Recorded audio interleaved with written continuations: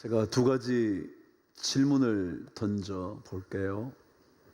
여러분 한번 생각하시면서 스스로에게 답을 한번 주어 보시죠. 첫 번째 질문은 여러분 인생의 꿈은 무엇인가요? 여러분 인생에 꿈이 있으실 텐데 그 꿈이 무엇인가요? 혹시 조금 연세가 드신 분이라면 여러분의 노년을 잘 마무리하시고 싶은 꿈이 있으신가요?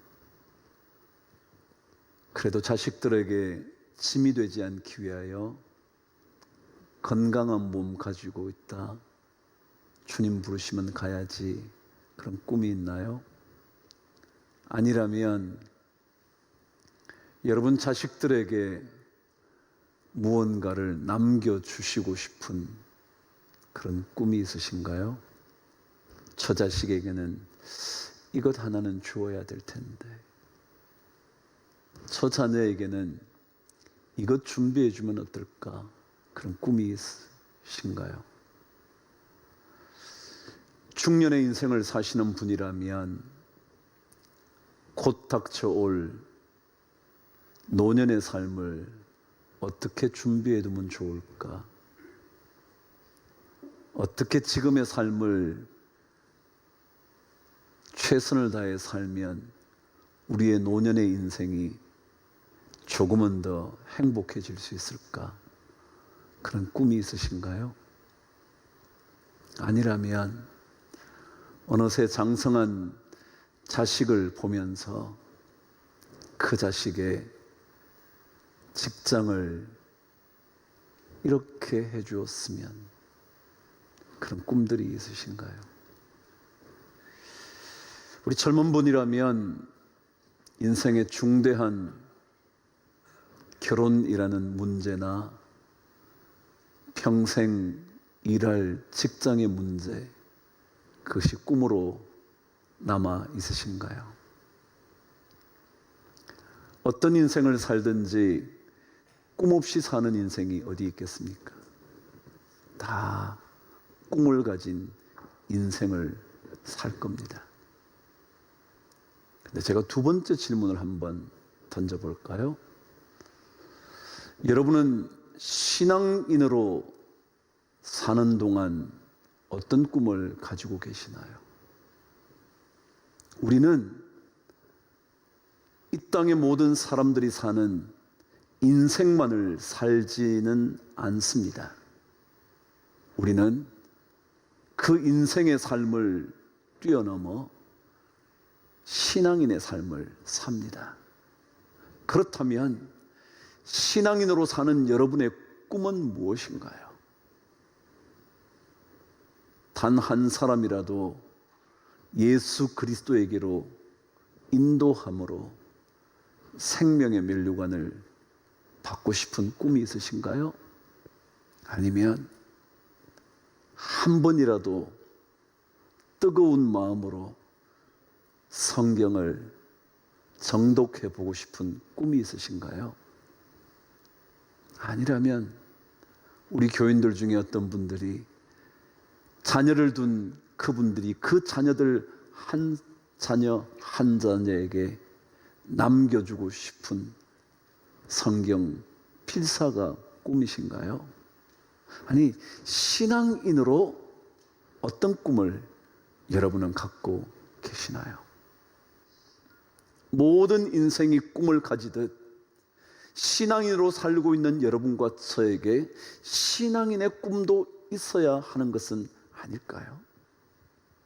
모든 사람이 꿈꾸는 꿈, 모든 사람이 소망하는 인생의 소망 정도가 아니라 신앙인으로 살기 때문에 신앙인의 꿈은 무엇인지 우리 스스로에게 물어볼 필요가 있는 건 아닐까요?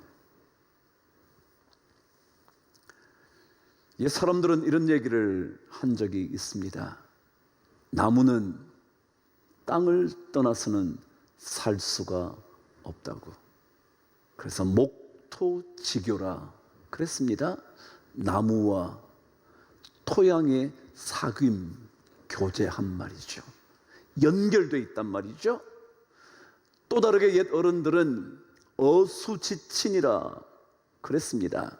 물고기와 물의 친밀함. 물을 떠난 고기가 생명을 유지할 수 없는 것처럼,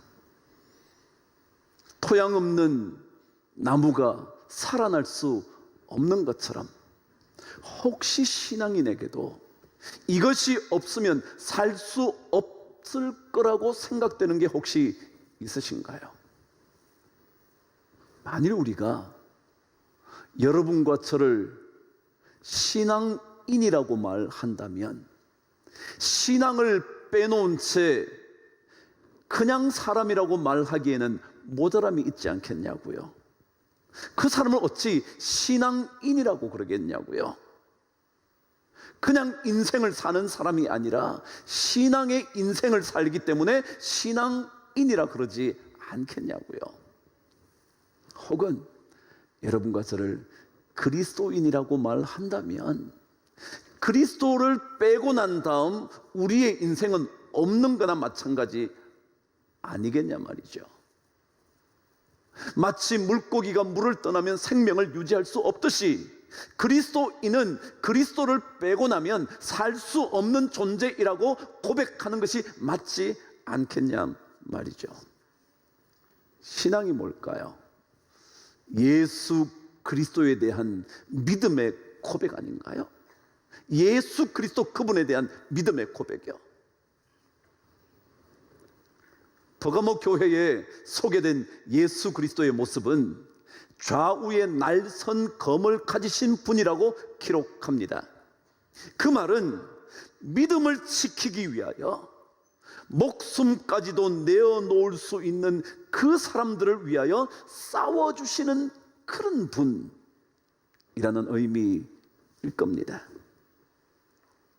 아무리 죽음의 고통이 눈앞에 펼쳐진다 할지라도 주의 이름을 부여잡고 흔들리지 않으려고 몸부림치며 믿음의 길을 걷는 사람을 위하여 좌우에 날선검을 가지시고 싸워주시는, 우리를 위하여 일하시는 그 주님이 버가모 교회에 소개된 예수 그리스도 아니겠습니까? 우리가 만일 그분에게 대하여 이런 믿음의 고백을 절절하게 드릴 때, 우리를 위하여 싸워주시는 그분을 경험하게 되는 겁니다. 우리가 진짜 주의 이름을 붙잡을 때, 그때 주님께서 좌우의 날선검으로 우리를 지켜주시고 우리를 위하여 싸워주신다는 거죠. 그분을 우리는 떠나서는 살 수 없기에 그리스도인이라 말하는 것이고, 그분에 대한 뜨거운 고백이 없이는 살아가서 안 되기에 우리는 신앙인이라고 말할 겁니다. 중국에는 남자가 꼭 해야 할 3가지가 있다고 말한다 합니다. 그 첫 번째가, 남자라면 자녀를 가르치는 일을 꼭 해야 된다는 겁니다. 당연하죠. 우리나라 사람들 아니겠습니까? 얼마나 자녀 교육에 열심을 내는 민족인데요. 중국인도 그런가 봐요. 부모라면, 특별히 아버지라면 자식을 교육시키는 일, 이게 어버이로서 해야 할 첫 번째 남자의 역할이라는 겁니다. 두 번째는 그 가정을 위하여 집을 짓는 일이래요. 다시 말하면 가족들을 위하여 보금자리를 마련해 주는 것, 가정의 도리를 지키는 것, 이게 남자가 해야 할 두 번째 일이랍니다. 이해가 되시죠? 그렇잖아요. 적어도 남자가 되었다면 가정의 울타리를 쳐줘야죠. 보금자리를 마련해 줘야죠.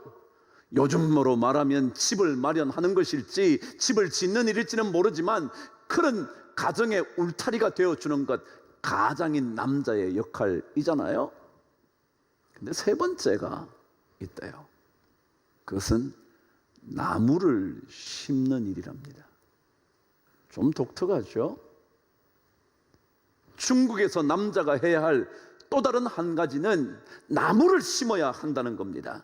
왜냐하면 이것이 사람 된 자의 도리이기 때문이라 말한다네요. 왜 그럴까요? 남자는 나무처럼 견고하게 서 있는 것, 어떻게 살아가야 하는지를 나무를 통하여 배워야 하기 때문에 나무를 심어야 한다는 겁니다. 여러분 한번 생각해 보십시오. 나무는요, 사람이 캐어서 다른 곳으로 옮기지 않는 한 나무는 한 번 뿌리를 내리면 그곳에서 변치 않고 살아가게 됩니다. 비가 오든지 눈이 오든지 비바람이 몰아치든지 절대로 피하는 법이 없습니다. 오히려 그 비바람을 마주하면서 그 비바람을 버텨내면서 오히려 이겨내면서 조금씩 성장합니다. 그러니까 남자라면 한 번 심겨진 그 자리에서 어떤 어려움이 몰려와도 흔들리지 않고 그곳에서, 때때로 흔들린다 할지라도 뿌리는 뽑히지 않은 채로 조금씩 그 모든 어려움을 이겨내면서 성장해야 한다는 것입니다. 나무처럼 순리에 따라서 계절에 따라서 성급하게 이루려고 하지 않고 천천히 때를 기다리면서, 그리고 피하지 않고 꿋꿋이 자리를 지키며 성장해 내어야 하는 진리를 나무를 통하여 배워야 하기 때문에 나무를 심어야 한대요. 그럼 신앙인도 나무를 통하여 배워야 하는 것은 아닐까요? 믿음의 인생을 사는 동안 비바람이 불어 닥친다고 해도, 혹서와 혹한이 우리의 삶에 밀려온다고 해도 버티고 또 버티면서 피하기보다 맞부딪혀 이겨내면서 조금씩 성장하고 성숙을 이루어내어야 하는 것 아니겠냔 말이죠. 퍼가모 교인들은 죽음의 현장에서 주님의 이름을 붙들고 버티면서 이겨냈습니다. 그때 그들을 위하여 싸워주시는 주님을 만나본 사람들이었습니다. 마침내 그들은 승리의 기쁨을 누려본 거죠. 죽음의 현장 앞에서 패배가 아니라 좌우에 날선검을 가지신 그분이 믿음을 가진 자신을 위하여 싸워주시는 그 예수 그리스도를 만나본, 승리의 감격을 해본 사람이라는 거죠. 그런 믿음의 승리를 경험해 본 사람들에게 오늘 성경은 두 가지 약속을 해줍니다. 그 첫 번째 약속이 17절 앞부분에 기록되어 있습니다. 한번 읽어보시죠. 시작. 귀 있는 자는 성령이 교회들에게 하시는 말씀을 들을지어다. 이기는 그에게는 내가 감추었던 만나를 주고. 승리의 믿음을 가지고 있었던 그 사람들에게 약속 하나가 주어졌는데, 그것은 감추어졌던 만나를 주겠다는 것이었습니다. 여러분, 만나는 언제 먹었던 것일까요? 이스라엘 백성들이 출애굽을 하고 광야의 삶을 사는 동안 주어진 하나님의 특별한 은혜였고 선물이었습니다. 더더욱이 이것이 없었다면 이스라엘 백성은 광야에서 살아남을 수 없었던, 이것이 주어지지 않았다면 이스라엘 백성들은 죽음에 맞닥뜨릴 수밖에 없었던 그것을 주신다는 거예요. 예수 그리스도 그분은 믿음을 지킨 하나님의 사람들에게 그분으로 말미암아 영원히 죽지 않는, 죽음에 이르지 않는 만나가 되셔서 생명의 떡이 되셔서 우리에게 주어진다는 거예요. 그런데 오늘 성경은 이것을 감추었던 만나라 기록합니다. 무슨 말일까요? 감추어 놓았다는 겁니다.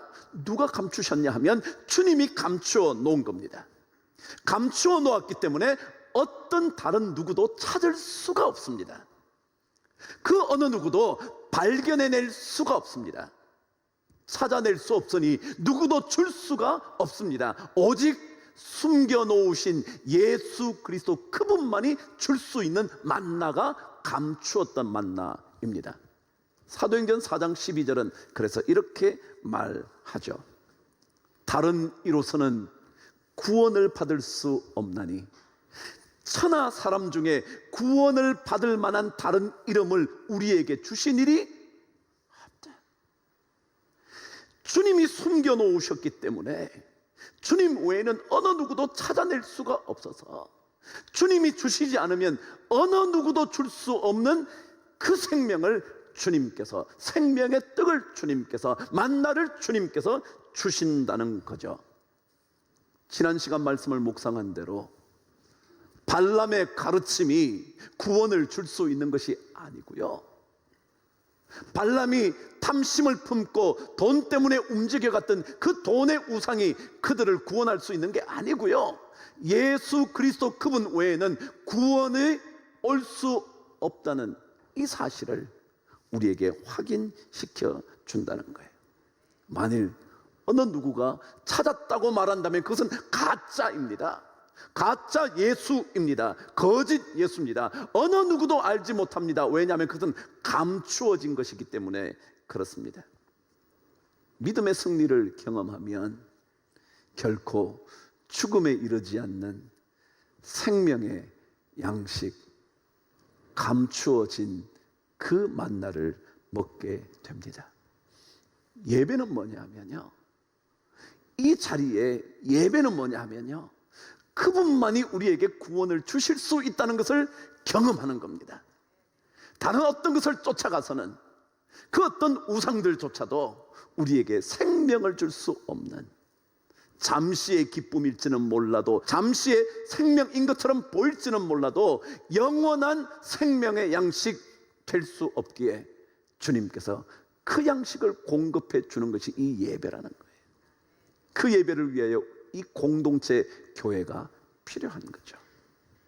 근데 두 번째 약속은 17절 후반부에 이렇게 기록되어 있습니다. 읽어보실까요? 또 흰 돌을 줄 터인데 그 돌 위에 새 이름을 기록한 것이 있나니 받는 자 밖에는 그 이름을 알 사람이 없느니라. 뭘 주신다 그랬냐면 새로운 이름이 기록된 흰 돌을 주신다는 거예요. 그럼 새 이름이 누구 이름일까요? 정확한 설명이 없으니 알 수는 없지만 혹시라도 예수 그리스도를 만남으로 내 삶의 변화가 일어남으로 그의 이름이 바뀌어진 그런 것은 혹시 아닐까요? 마치 야곱이 절실하게 하나님을 만나고 난 다음 받았던 새로운 이름 이스라엘인 것처럼, 사울이 다메섹에서 예수 그리스도를 빛으로 만나고 그의 이름이 바울로 바뀌었던 것처럼 그 새로운 이름이 혹시 기록된 것은 아닐까요? 여러분과 제가 믿음을 지키다가 믿음의 삶을 살다가 몸부림치다가 주님 앞에 갔을 때 주님께서 새로운 이름을 기록하고 그 돌을 주시는 것은 혹시 아닐까요? 모르겠어요. 그러나 그 어떤 새로운 이름은요, 받게 되면 알 거라는 거예요. 받아보면 알게 된다. 아, 이 이름이었구나. 내가 그렇게 눈물로 기도했던 그 기도가 응답된 이 이름이었구나. 알게 된다는 거예요. 여러분, 그러면 뭘까요? 받는 자밖에는 모르는 그 이름이요. 여러분, 신앙은요, 신비로움이 있는 것입니다. 신앙은 내면의 내밀한 영적인 경험입니다. 눈으로 보이는 것만 가지고 신앙이라고 말하지 않습니다. 남들이 손으로 잡아서 누릴 수 있는 것만을 바라보면서 사는 것을 신앙이라고 말하지 않습니다. 신앙은 아무도 모르지만 내 내면 속에서 경험되어지는 어떤 영적인 경험입니다. 그래서 오늘 성경은 받는 자 밖에는 아무도 모르는, 저 사람 어떻게 저렇게 살 수 있을까? 라고 말할 수 있을 만큼 아무도 모르는, 나만이 알고 있는, 받은 사람만 알고 있는 그 영적인 내밀한 경험을 하는 게 신앙입니다. 눈앞에 주어졌기 때문에 삶이 기쁨을 누리는 것이 아니라 주어지지 않았는데 어느 누구도 뭘 그런 걸 가지고 저렇게 기뻐해 라고 말할 수 있을 만큼의 내면의 어떤 기쁨이요, 그것을 신앙을 통하여, 믿음의 승리를 통하여 경험하는 겁니다. 믿음의 승리를 경험하게 되면 내 안에 어느 누구도 알지 못하는 그런 영적인 경험들이 자꾸 쌓이기 시작을 합니다. 오늘 성경에 흰돌이 주어졌다 그럽니다. 흰돌은 언제 주어진 돌이었냐 하면 전쟁터에서 승리하고 되돌아온 사람에게 주어졌다고 합니다. 내가 전쟁에서 승리하고 되돌아오면 승리한 군사들에게 하얀 돌을 나누어 주었다는 겁니다. 그리고는 며칠이 지나고 나면 거대한 승리자를 위한 잔치가 열리는데 그 잔치에 들어갈 수 있는 표시가 뭐냐면 흰돌이었다는 겁니다. 그 흰돌을 가져가면 그 잔치에 들어갈 수 있게 된다는 거죠. 말하자면 엄청난 기쁨과 즐거움과 영광의 자리에 들어가게 되는 증표라는 겁니다. 믿음의 승리를 경험하면 하나님께서, 주님께서 준비해 놓으신 엄청난 기쁨과 즐거움과 영광의 잔치 자리에 우리를 불러주신다는 거예요. 그래서 그곳에 들어가서 어느 누구도 경험해 보지 못했던 그 놀라운 감격을 하면서 살아간다는 거예요. 신앙생활 이런 거예요. 누구도 들어가지 못하지만 주님의 즐거움의 잔치자리가 펼쳐지면 그 돌을 보여주면서 들어갈 수 있는 입장권을 가지게 된 그 삶을, 믿음을 가진 사람들이 살아가기 시작합니다. 신앙생활 아무도 알지 못하지만 그 마지막에는 알게 되는, 받은 사람들은 반드시 깨닫게 되는, 주님 아닌 다른 것, 발람의 가르침이든지 돈이라는 우상이든지 그 어떤 우상도 쫓아가지 않으면서 비바람이 불어닥쳐도 피하지 않고 끝까지 버텨내요. 주의 이름을 끝까지 붙들고 있어서 승리를 거머쥘 때 하나님은, 주님은, 예수 그리스도 그분은 우리에게 어느 누구도 모를 기쁨을 주신다는 거예요. 그 기쁨을 누릴 자격을 믿음의 사람들이, 신앙의 사람들이 받아 누리게 된다는 거죠. 우리 나무처럼 한번 심겨지면 비바람이 불어도 버틸 수 있는 믿음의 사람 되기를 바랍니다. 버가모 교인들처럼 죽음의 현장에서도 주의 이름을 붙잡고 믿음을 저버리지 않으므로 주님께서 주시는 내밀한 기쁨의 잔치 자리에 함께 들어갈 수 있는 성도들 되시기를 바랍니다. 이것이 우리 교회가 꿈꾸는 꿈 아닐까요? 이것이 바로 신앙인인 여러분과 제가 꾸어야 할 꿈 아닐까요? 이 복이 우리 자녀들에게까지 꼭 임하게 되기를 주님의 이름으로 축복합니다. 기도하겠습니다. 하나님 아버지, 믿음의 승리를 함으로 아무도 모르지만 우리 안에 차고 흘러넘치는 기쁨의 잔치자리 경험할 수 있도록 흰돌 받고 사는 인생 꼭 되게 하여 주시옵소서. 예수 그리스도 이름으로 기도드리옵나이다.